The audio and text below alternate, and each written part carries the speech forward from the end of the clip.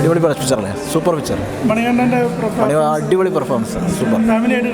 പിന്നല്ലാതെ അടിപൊളി കുടുംബപരമായിട്ട് വളരെ സുഖമായിട്ടിരുന്ന് കാണാൻ പറ്റും സിനിമ. ഗംഭീര മൂവി, ഗംഭീര. ഒന്നും പറയാനില്ലേ അതിന്, എന്താ പറയുക, അതിനെക്കുറിച്ച് കണ്ണു നിറഞ്ഞാൽ പറയാം. തീർച്ചയായിട്ടും വലിയൊരു സുഹൃത്ത് ബന്ധത്തിന് കഥയാണ്. അടിപൊളി, വളരെ സന്തോഷമുള്ള പടം. വെറൈറ്റി പിക്ചർ എന്ന് പറയാം, ഫാമിലിയായിട്ട് കാണാൻ പറ്റിയ പിക്ചറാണ്. നല്ല കഥയായിരുന്നു, ഫാമിലിയായിട്ട് കാണാം. ലാസ്റ്റ് എൻഡ് ഭയങ്കര വിഷമായി. സൂപ്പർ, അടിപൊളി ഫിലിം. ഓ ഫാമിലിയായിട്ട് കാണാൻ പറ്റും. നല്ലൊരു കഥാമൂല്യമുള്ള നല്ല സൂപ്പർ സിനിമ. ഓക്കെ, അടിപൊളി, നന്നായിട്ടുണ്ട്.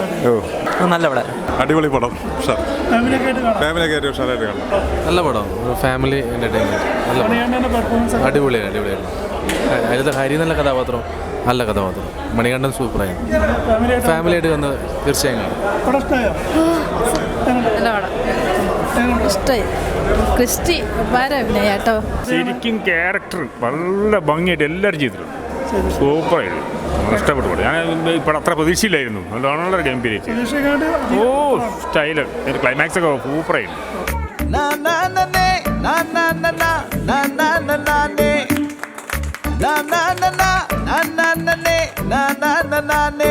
പുഴയരികിലേതോ ഈണങ്ങൾ തീർക്കും കാലം, മനമൊഴുകിയെങ്ങോ രാഗങ്ങൾ കോർക്കും നേരം, ഈ ആകാശം മേലെ വെൺമേഘങ്ങളായി ഈ ആത്മാവിൽ പെയ്യുന്നീ. വളരെ മനോഹരമായിട്ട് 25-ാം ദിവസത്തിൽ പോയിക്കൊണ്ടിരിക്കുകയാണ്. കോഴിക്കോട് നല്ല മഴയുള്ള സമയമാണ്. ഈ സമയത്തും ഈ സിനിമ കാണാൻ വേണ്ടിയിട്ട് ആളുകൾ വന്നുകൊണ്ടിരിക്കുന്നുണ്ട്. പ്രത്യേകിച്ച് അധികവും ഇത് മൗത്ത് പബ്ലിസിറ്റി കൂടെയാണ് ആളുകൾ ഈ സിനിമ കാണാൻ വരുന്നത്. എല്ലാവർക്കും തന്നെ നല്ല അഭിപ്രായമാണ് സിനിമയ്ക്ക്. ഇനിയും കുറേ കൂടി മുന്നോട്ട് പോകുന്നു തന്നെയാണ് തോന്നുന്നത്. ഇന്നും ഏതാണ്ട് ഹൗസ്ഫുള്ളിൻ്റെ അടുത്ത് ആളുകൾ സിനിമ കണ്ടിട്ടുണ്ട്. നല്ല പ്രതികരണമാണ്. എനിക്ക് ദിവസവും ഫോണിലും അല്ലാതെ തന്നെ കണ്ടു പറയുക, അങ്ങനെ പല രീതിയിലും ആളുകൾ. പിന്നെ നമ്മൾ സോഷ്യൽ മീഡിയ നോക്കിയാൽ തന്നെ അറിയാം, പലരും ഈ സിനിമയെ പറ്റിയിട്ട് വളരെ നല്ല അഭിപ്രായമാണ് പറഞ്ഞുകൊണ്ടിരിക്കുന്നത്. എനിക്ക് അതിയായ സന്തോഷമുണ്ട്. ഈ പടത്തിൻ്റെ ഡയറക്ടർക്ക് ഈ അടുത്തിടെ കേരള സാഹിത്യ അക്കാദമി അവാർഡ് ലഭിച്ചു. അതെൻ്റെ ഒരു ഭാഗ്യമായിട്ട് ഞാൻ കണക്കാക്കാണ്. ഞാൻ പാട്ട് എഴുതിയ സിനിമയുടെ ഡയറക്ടർക്കൊരു കേരളത്തിൻ്റെ ഏറ്റവും വലിയ അവാർഡായ സാഹിത്യ അക്കാദമി അവാർഡ് കിട്ടുക എന്ന് പറഞ്ഞാൽ അതൊരു മഹാഭാഗ്യമാണ്. അതിൽ അതിയായ സന്തോഷമുണ്ട്. പിന്നെ ഇന്നിപ്പോൾ ഇവിടെ 25-ാം ദിവസത്തിലേക്ക് കടക്കുന്നതിൻ്റെ ആഘോഷം നടക്കുകയാണല്ലോ, കേക്കൊക്കെ മുറിച്ചിട്ട്. അപ്പോൾ അതിൽ പങ്കെടുക്കാൻ പറ്റിയാലും അതിയായ സന്തോഷമുണ്ട്. ഞാനും കൂടെ ഭാഗവാക്കായ ഇഴ എന്ന സിനിമ 25-ാം ദിവസത്തിലേക്ക് പ്രവേശിച്ചതിലുള്ള സന്തോഷം ഞാനിവിടെ അറിയിക്കുകയാണ്. ഇതിൻ്റെ പിന്നിൽ ഒരുപാട് ടെക്നീഷ്യൻസ് പ്രവർത്തിച്ചിട്ടുണ്ട്.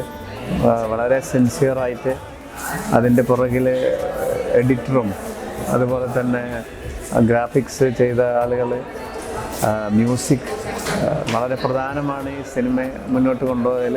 ഇതിൻ്റെ RR പ്രത്യേകിച്ച്, പിന്നെ എല്ലാ പാട്ടുകളും, വിനീത് ശ്രീനിവാസ് പാടിയ പാട്ട്, വിദ്യാധരൻ മാഷ് പാടിയ പാട്ട്, അതുപോലെ നജീം അർഷാദും ദേവനന്ദിയും ചേർന്ന് പാടിയ പാട്ട്, പിന്നെ ജയകുമാർ സാറിൻ്റെ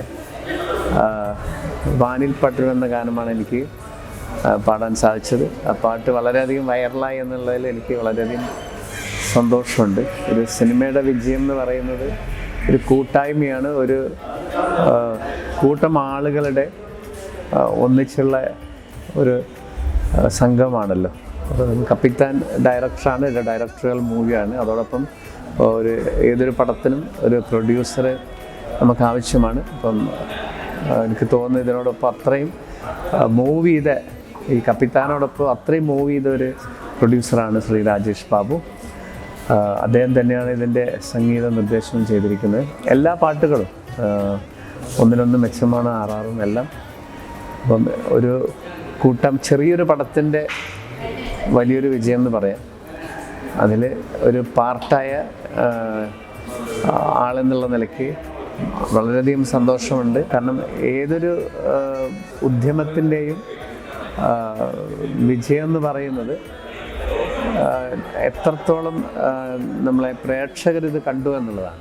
അപ്പം പ്രേക്ഷകർ വളരെയധികം നമുക്കറിയാം ഓൺലൈനിൽ വളരെയധികം എല്ലാവരും നല്ല റിപ്പോർട്ടാണ് പറഞ്ഞിരിക്കുന്നത്. അതുപോലെ കണ്ട എല്ലാ സിനിമക്കാരും ഞാൻ ഒരിക്കൽ കൂടി എൻ്റെ സന്തോഷം എല്ലാവരോടും, ഇതിൻ്റെ പ്രൊഡ്യൂസറോടും ഇതിൻ്റെ ഡയറക്ടറോടും ശ്രീ PC ഗിരീഷ് പാലത്തിനോടും ഇതിൻ്റെ പ്രൊഡക്ഷൻ എക്സിക്യൂട്ടീവ് മറ്റുള്ള എല്ലാവരോടും എൻ്റെ സന്തോഷവും നന്ദിയും ഞാൻ ഈ അവസരത്തിൽ അറിയിക്കുന്നു. Thank you very much.